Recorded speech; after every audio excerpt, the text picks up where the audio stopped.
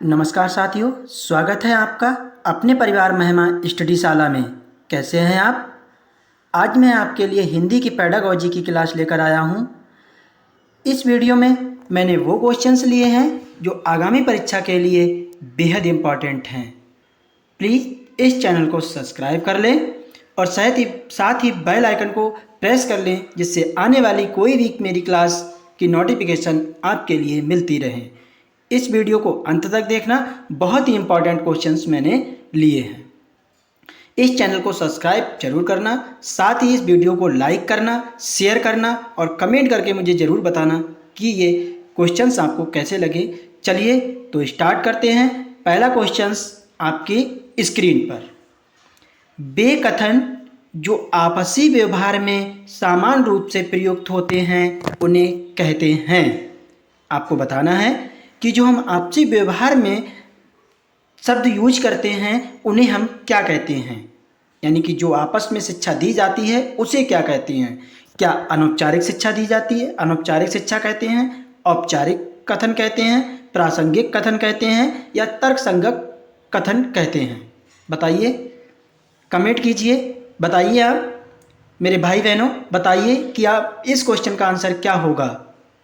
चलिए तो मैं बताता हूँ। अनौपचारिक शिक्षा वह शिक्षा होती है जो समाज में रहकर, परिवार में रहकर सीखी जाती है, और औपचारिक शिक्षा जो वो होती है जो हमें विद्यालय से ग्रहण की जाती है। ठीक है, तो हम आपसी व्यवहार में जो कथन यूज करते हैं वो हमारे अनौपचारिक कथन यूज होते हैं, इसलिए इस क्वेश्चन का आंसर ए हो जाएगा। ठीक है साथियों, ठीक है साथियों, ओके। चलिए अगला क्वेश्चंस। व्याकरण शिक्षण की वह पद्धति अपेक्षाकृत अधिक उचित होती है जिसमें बच्चे नियमों को कंठस्थ कर लेते हैं, बच्चे उदाहरणों से नियम की ओर जाते हैं, बच्चे नियमों से उदाहरणों की ओर जाते हैं, बच्चे सूत्रों का प्रयोग करते हैं। देखिए, पेडागोजी के क्वेश्चन सॉल्व करने के लिए आपको कुछ बातें याद रखनी होंगी। इसमें अगर क्वेश्चंस हमारा पॉजिटिव है तो नेगेटिव चीज़ों को हटा देना है। नेगेटिव जो ऑप्शंस होंगे हमारे उनको नहीं लेना है प्यारे साथियों। ठीक है, देखिए, याद कराना, पुरस्कार देना, दंड देना, अभ्यास कराना, रटना, ये सब निगेटिव वर्ड में आते हैं। तो बच्चे नियमों को कंठस्थ कर लेते हैं। क्या ये गलत है? ये सही है क्या? नहीं, गलत बात है। कंठस्थ नहीं कराना है। बच्चे उदाहरणों से नियम की ओर जाते हैं, बच्चे उदाहरणों से नियमों की ओर जाते हैं। ये कौन सा नियम होता है हमारा साथियों? बताइए। ये नियम हमारा आगमन विधि में यूज होता है। बच्चे नियमों से उदाहरण की ओर जाते हैं तो ये हमारा कौन सा नियम होता है? निगमन विधि का नियम होता है। अब व्याकरण शिक्षण की पद्धति किस नियम के लिए अच्छी होती है? तो वो होती है आगमन विधि के लिए, जिसमें बच्चे उदाहरणों से नियम की ओर जाते हैं। तो इस क्वेश्चन का आंसर बी हो जाएगा। ठीक है साथियों, एक बार कमेंट करके मुझे जरूर बताइएगा कि ये क्वेश्चनों की श्रृंखला आपको कैसी लगी। चलिए तो अगला क्वेश्चंस। बच्चों में भाषा प्रयोग की दक्षता विकसित करने के लिए आवश्यक है। अगर बच्चों में भाषा विकसित करनी है तो आप सबसे अच्छा किसे मानेंगे? क्या उन्हें सुनने और बोलने की पूरी आज़ादी देंगे? उन्हें कविताएं याद हों, उन्हें मुहावरे याद हों, वे किसी वक्ता के साथ रहते हों? मैंने आपको बताया नेगेटिव वर्ड हटा देना है। देखिए, ऑप्शन से हल करेंगे। वे किसी वक्ता के साथ रहते हों, ये जरूरी नहीं है कि कोई बच्चा, हर बच्चा वक्ता के साथ रहता हो तो वो भाषा सीख जाएगा। उन्हें मुहावरे याद हो, क्या मुहावरे याद करने से ही भाषा सीख जाएगा? तो और चीज़ सीखना ही नहीं है तो सीख जाएगा बच्चा, ये भी गलत है। उन्हें कविताएं याद कराना, रटना, कंटेस्ट कराना, ये हमारे क्या आते हैं? निगेटिव पॉइंट आते हैं। ठीक है, 3 ऑप्शन हमारे निगलेक्ट हो गए। तो कौन सा क्वेश्चन बचा? ए, यानी कि उन्हें सुनने और बोलने की पूरी आज़ादी हो। तो इस क्वेश्चन का आंसर प्यारे साथियों क्या हो जाएगा? ए नंबर हो जाएगा। एक बार मुझे कमेंट करके जरूर बताना प्लीज़ ये क्वेश्चंस कैसे लगे आपको। चलिए तो अगला क्वेश्चंस। मोना अक्सर लिखते समय शब्दों के अक्षरों को छोड़ देती है। मोना अक्सर लिखते समय शब्दों के अक्षरों को छोड़ देती है, जैसे पढ़ती को पति, अनुभव को अनव लिखना। इसका सबसे उपयुक्त कारण हो सकता है। आपको बताना है कि जो वो ये गलत पढ़ रही है या लिख रही है, इसका क्या कारण हो सकता है। क्या उसे लिखना रुचिकर नहीं लगता है, क्या उसके विचार और लिखने की गति में सामंजस्य ना हो, उसके विचारों में स्पष्टता ना हो, उसी मात्राओं का ज्ञान ना हो। बताइए इस क्वेश्चन का आंसर क्या हो जाएगा। प्यारे साथियों, मैं बताता हूँ, उसी मात्राओं मतलब उसके विचारों में स्पष्टता नहीं है, इसीलिए वह पढ़ती को पति, अभिनव को अनब पढ़ती है या लिखती है। ठीक है प्यारे साथियों, तो इस क्वेश्चन का आंसर सी हो जाएगा। ठीक है, यानी उसके विचारों में स्पष्टता नहीं है। ठीक है साथियों, अगला क्वेश्चन, अपनी कक्षा में समावेशी माहौल का निर्माण करने के लिए आप किस बात को सबसे अधिक महत्वपूर्ण मानते हैं। समावेशी शिक्षा आपको बतानी है कि इसमें से कौन सा सूटेबल ऑप्शन होगा। क्या ए ऑप्शन होगा, ए में क्या है, विभिन्न प्रकार के दृश्य श्रव्य साधनों का सदैव अनिवार्य प्रयोग, सदैव मतलब हमेशा प्रयोग करना है इन्हीं चीज़ों का। ये तो बिल्कुल गलत बात है, निगलेक्ट हो गया, हमेशा प्रयोग नहीं करना है। स्वयं के बोलने की गति को बहुत धीमा रखना है, अगर हम बहुत धीमे बोलेंगे तो बच्चे सुनेंगे क्या। अगर मैं ही अभी इस वीडियो में धीरे बोलूं तो आप क्या डिसलाइक कर देंगे, वीडियो को सुनेंगे भी नहीं, देखेंगे भी नहीं। ठीक है साथियों, तो ये भी क्वेश्चन हमारा गलत हो गया, आंसर गलत हो गया। सभी बच्चों में सभी भाषिक प्रकारों का समान रूप से संपादित करवाना, ये भी बात गलत है। ठीक है साथियों, यानी विभिन्न प्रकार के दृश्य श्रव्य साधनों का आवश्यकता अनुसार उचित प्रयोग। देखिए, कोई भी दृश्य श्रव्य साधन अगर हमें बच्चों के लिए ज़रूरत पड़ रही है तभी हम उसका यूज करेंगे, अन्यथा नहीं, हमेशा प्रयोग नहीं करेंगे।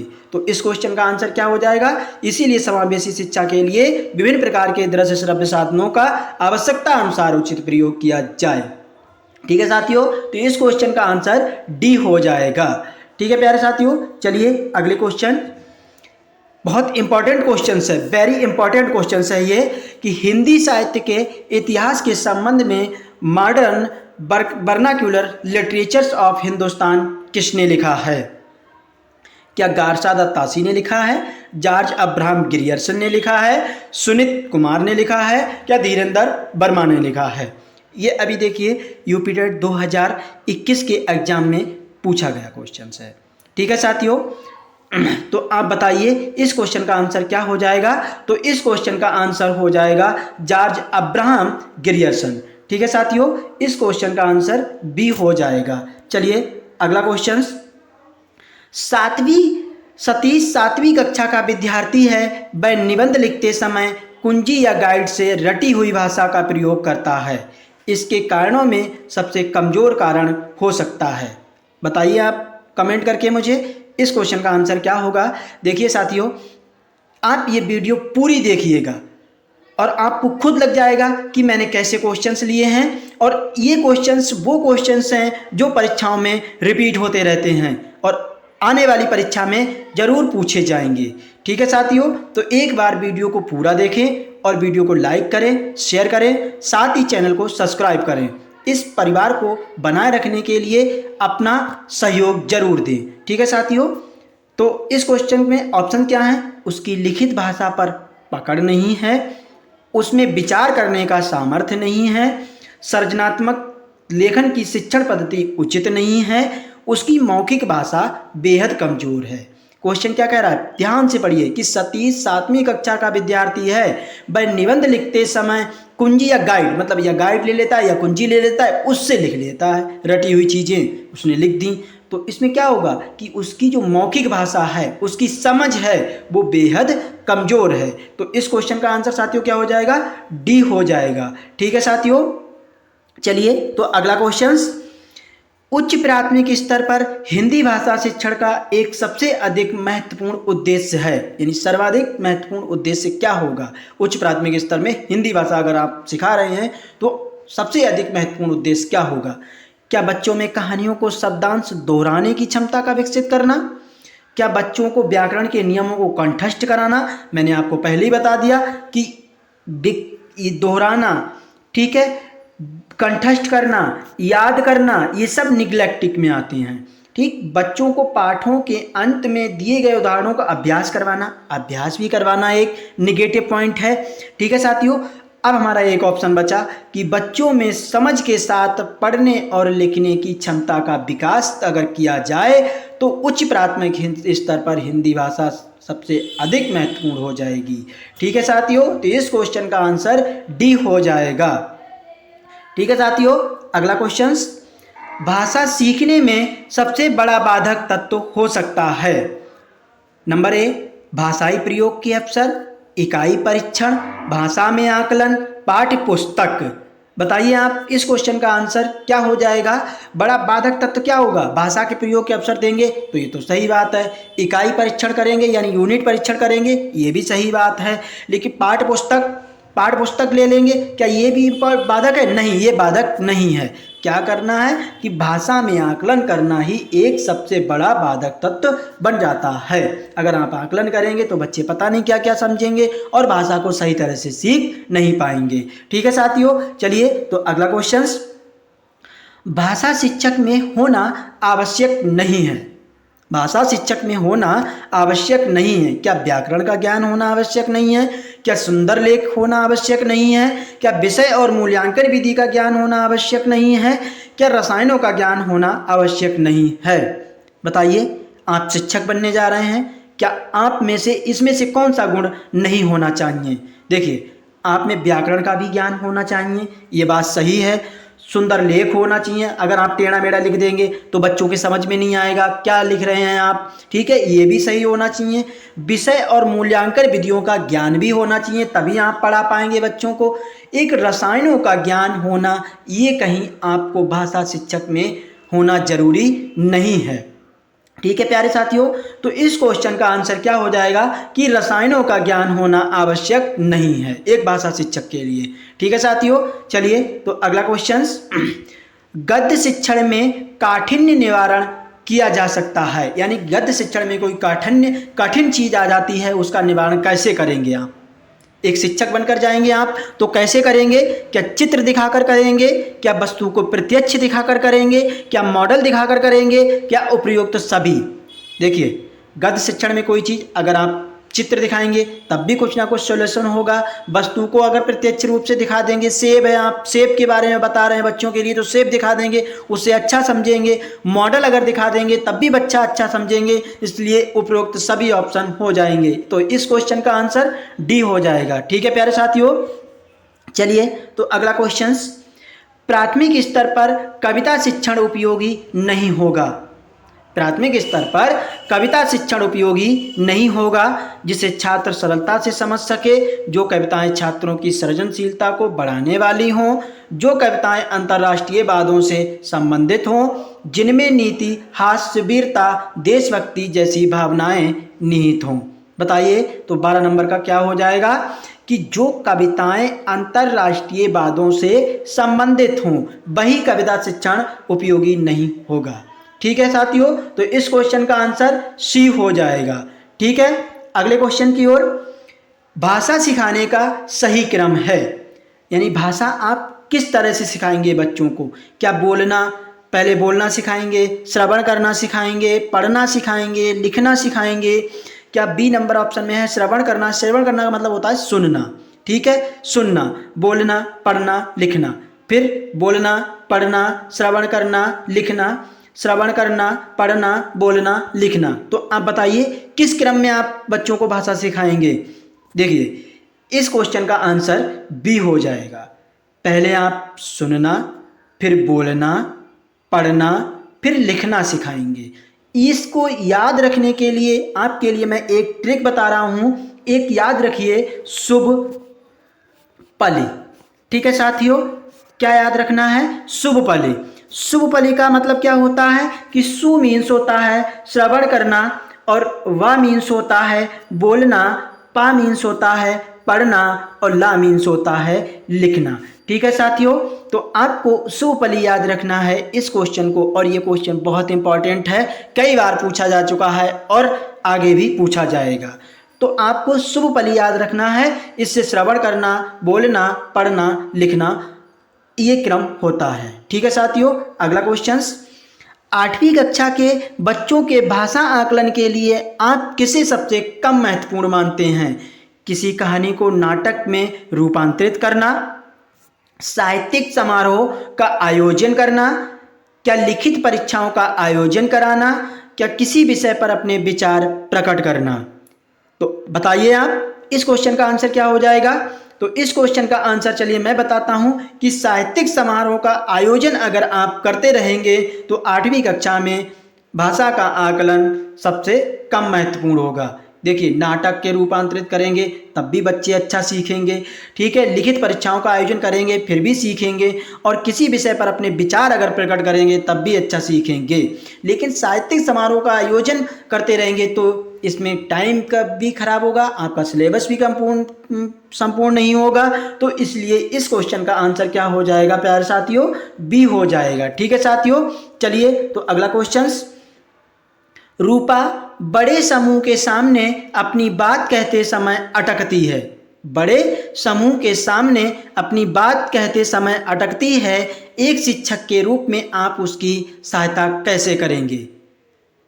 प्रारंभ में छोटे छोटे समूहों में बात करने के भरपूर अवसर देंगे, उसे बार बार समझाएंगे कि बड़े समूह में किस तरह बोला जाता है। देखिए, उसमें बलपूर्वक आत्मविश्वास उत्पन्न करेंगे, उसे हमेशा बड़े समूह के सामने बोलने के लिए कहेंगे। देखिए, क्या उसे बड़े के समूह के सामने हमेशा बोलेंगे, वो तो हिचकिचाती है, नहीं बोल पाएगी, तो ये ऑप्शन हमारा निगलेक्ट हो गया।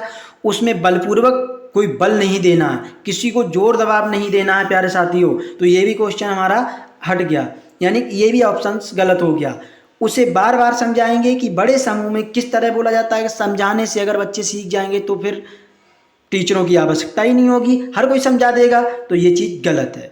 ठीक, प्रारंभ में छोटे छोटे समूहों में बात करने के भरपूर अवसर देंगे। देखिए, जहां अवसर की बात की जाए तो वहां पॉजिटिव पॉइंट होता है हमारा, ठीक है। तो पेडागोजी में जहां अवसर हो जिस ऑप्शन में, उसको आप लगा दीजिए, सही क्वेश्चन हो जाएगा। तो प्रारंभ में छोटे छोटे समूहों में बात करने के भरपूर अवसर देंगे तो वह उसकी इस प्रॉब्लम से सॉल्यूशन हो जाएगा। तो इस क्वेश्चन का आंसर ए हो जाएगा। ठीक है साथियों, चलिए तो अगला क्वेश्चन।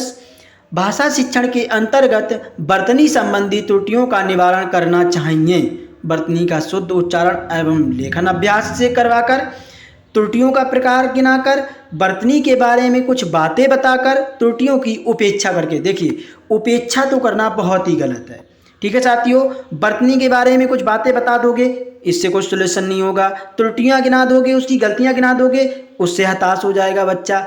वर्तनी का शुद्ध उच्चारण करवाएंगे, लेखन करवाएंगे, अभ्यास करवाएंगे, तो यह एक उसकी जो त्रुटियां होंगी इस चीज से सुधर जाएंगी। ठीक है साथियों, चलिए तो अगला क्वेश्चन। उच्च प्राथमिक स्तर पर भाषा सिखाने या सिखाने की प्रक्रिया में सीखने और सिखाने की प्रक्रिया में की उपेक्षा बिल्कुल नहीं की जा सकती। शिक्षक के शास्त्रीय ज्ञान, बच्चों की भाषिक पृष्ठभूमि, बच्चों की सामाजिक श्रेणी, बच्चों के पाठ्य पुस्तकीय ज्ञान। बताइए इस क्वेश्चन का आंसर क्या हो जाएगा। चलिए तो मैं बताता हूं, इस क्वेश्चन का आंसर बच्चों की भाषिक पृष्ठभूमि हो जाएगा। उच्च प्राथमिक स्तर पर भाषा सीखने सिखाने की प्रक्रिया में बच्चों की भाषिक पृष्ठभूमि की अपेक्षा बिल्कुल नहीं की जा सकती है। ठीक है साथियों, अगला क्वेश्चन। वर्णों के उस समूह को जिससे कोई निश्चित अर्थ निकलता हो क्या कहा जाता है उसे। क्या शब्द कहा जाता है, क्या वर्ण कहा जाता है, क्या वर्ण समूह कहा जाता है, क्या वक्तव्य कहा जाता है। बताइए, वर्णों के समूह को और जिसका एक सार्थक अर्थ हो तो उसे क्या कहते हैं साथियों, शब्द कहते हैं। और शब्दों के समूह को जिसका सार्थक अर्थ हो उसे हम वाक्य कहते हैं। ठीक है साथियों, चलिए तो अगला क्वेश्चन। पियाजे के अनुसार भाषा अन्य संज्ञानात्मक तंत्रों की भांति परिवेश के साथ के माध्यम से ही विकसित होती है। बताइए तो इस क्वेश्चन का आंसर क्या हो जाएगा। बताइए, चलिए बहुत अच्छे। तो इस क्वेश्चन का आंसर आपका ए नंबर हो जाएगा, यानी कि अंतः क्रिया से बच्चे ज़्यादा सीखते हैं। ठीक है साथियों, तो इस क्वेश्चन का आंसर ए हो जाएगा, यानी कि अंतः क्रिया। चलिए तो अगला क्वेश्चन। भाषा शिक्षण की पद्धति नहीं है। आपको बताना है कि भाषा शिक्षण की कौन सी पद्धति नहीं है। क्या मॉन्टेसरी नहीं है, क्या किंडरगार्टन नहीं है, क्या डे ब्रॉली नहीं है, क्या अभिक्रमित अनुदेशन नहीं है।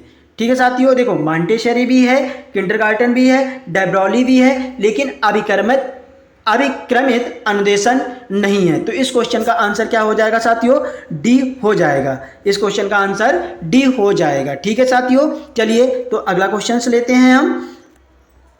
अगला क्वेश्चन, बालक की प्रारंभिक शिक्षा उसकी मातृभाषा में दी जाए, ये किसने माना था।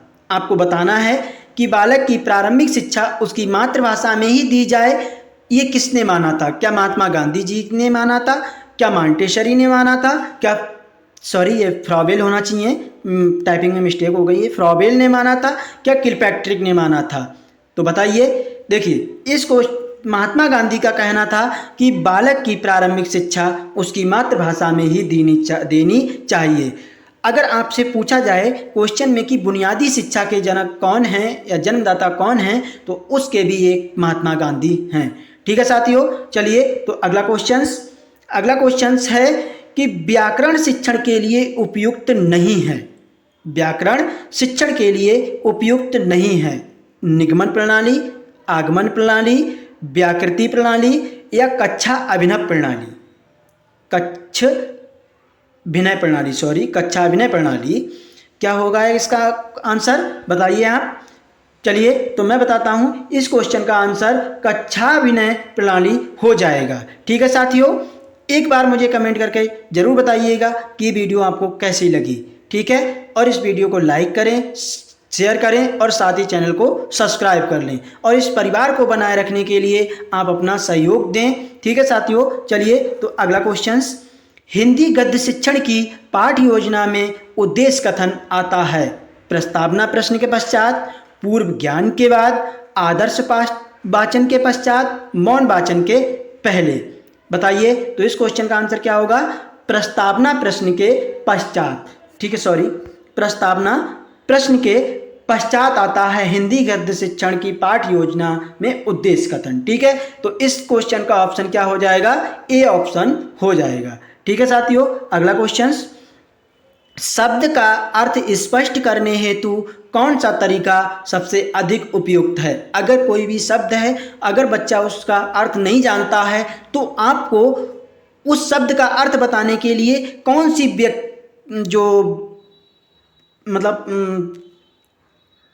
सबसे अधिक तरीका अपनाएंगे, वो कौन सा होगा। क्या व्याख्यान होगा, क्या वाक्य प्रयोग होगा, क्या भ्रमण होगा, क्या चित्र निर्माण होगा। बताइए आप, इस क्वेश्चन में क्या हो जाएगा। ठीक है साथियों, देखिए तो इसमें व्याख्यान अगर आप करते रहेंगे तो बच्चा कुछ नहीं समझेगा। भ्रमण पे ले जाएंगे एक शब्द बताने के लिए, ये भी नहीं।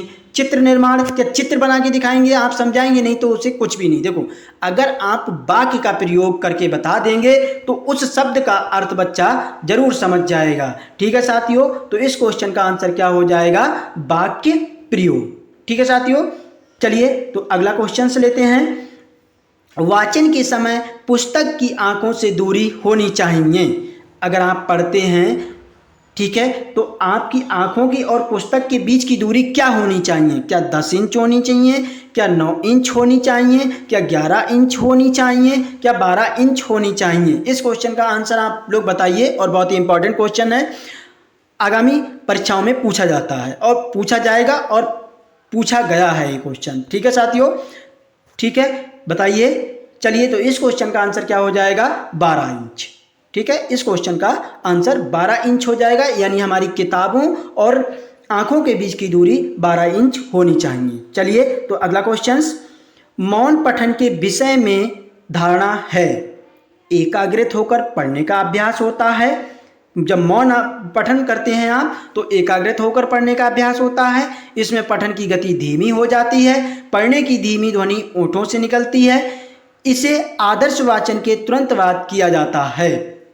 बताइए, चलिए बताइए, तो इस क्वेश्चन का आंसर क्या हो जाएगा, एकाग्रित होकर, मतलब एकाग्रित अपने आप में वो कंठस्थ होकर, एकाग्रित होकर पढ़ने का अभ्यास होता है। तो इस क्वेश्चन का आंसर ए हो जाएगा। ठीक है साथियों, चलिए तो अगला क्वेश्चन, प्रभाव के नियम के अनुसार उद्दीपक एवं अनुक्रिया का संयोग होता है। सबसे पहले आपको यह बताना है कि प्रभाव का नियम किसने दिया है। उद्दीपक एवं अनुक्रिया का नियम भी आपसे पूछा जाए तो किसने दिया है। ठीक है, इस क्वेश्चन से दो क्वेश्चन बनेंगे, एक प्रभाव का नियम किसने दिया है, एक उद्दीपक एवं अनुक्रिया का नियम किसने दिया है। बताइए, आप कमेंट करके मुझे बताइए कि किसने दिया है। चलिए मैं बताता हूं, मिस्टर थॉर्नडाइक ने। किसने दिया है? मिस्टर थॉर्नडाइक ने।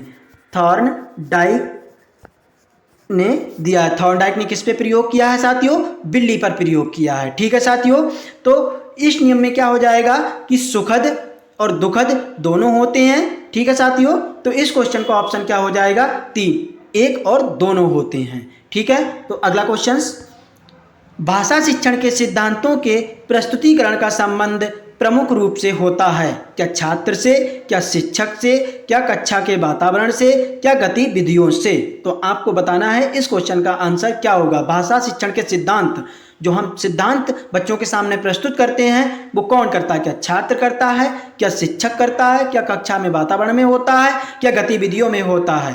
चलिए, तो इस क्वेश्चन का आंसर हो जाएगा शिक्षक से, यानी कि भाषा शिक्षण के सिद्धांतों का प्रस्तुतिकरण कौन करता है? एक शिक्षक ही करता है। ठीक है साथियों, अगला क्वेश्चन, भाषा शिक्षण के चुनाव की जाने वाली शिक्षण विधि किस पर आधारित होनी चाहिए? क्या बाल केंद्रित होनी चाहिए, क्या शिक्षक केंद्रित होनी चाहिए, क्या प्रयोग पर केंद्रित होनी चाहिए, क्या गतिविधियों पर केंद्रित होनी चाहिए। तो बताइए आप, इस क्वेश्चन का आंसर क्या हो जाएगा कि बाल केंद्रित होनी चाहिए। आजकल की जो शिक्षा दी जा रही है तो वो भी बाल केंद्रित ही शिक्षा है। ठीक है साथियों, चलिए तो अगला क्वेश्चन, ये लास्ट क्वेश्चन है इस वीडियो का। भाषा शिक्षण में सरल से कठिन की ओर शिक्षण करना है। किस विधि में भाषा शिक्षण में सरल से कठिन की ओर जाना होता है? क्या शिक्षण सिद्धांत में, क्या शिक्षण सूत्र में, क्या वैज्ञानिकता पर, क्या दार्शनिकता पर। ठीक है, बताइए इस क्वेश्चन का आंसर। प्लीज एक बार वीडियो कमेंट करके मुझे जरूर बताना कि ये वीडियो आपको कैसी लगी। इस चैनल को सब्सक्राइब जरूर कर लेना, साथ ही बेल आइकन को प्रेस कर लेना, जिससे कोई भी वीडियो मैं डालूं तो उसकी नोटिफिकेशन आप तक पहुंचती रहे। और ऐसे ही क्वेश्चंस मैं डेली लाता रहूँगा। एक बार मुझे कमेंट करके जरूर बताना और इस वीडियो को लाइक करें, शेयर करें साथियों। ठीक है, तो इस क्वेश्चन का आंसर क्या हो जाएगा? शिक्षण सूत्र हो जाएगा। ठीक है साथियों, नमस्कार साथियों। एक बार मुझे कमेंट करके जरूर बताना कि आपको ये वीडियो कैसी लगी। ठीक, नमस्कार साथियों।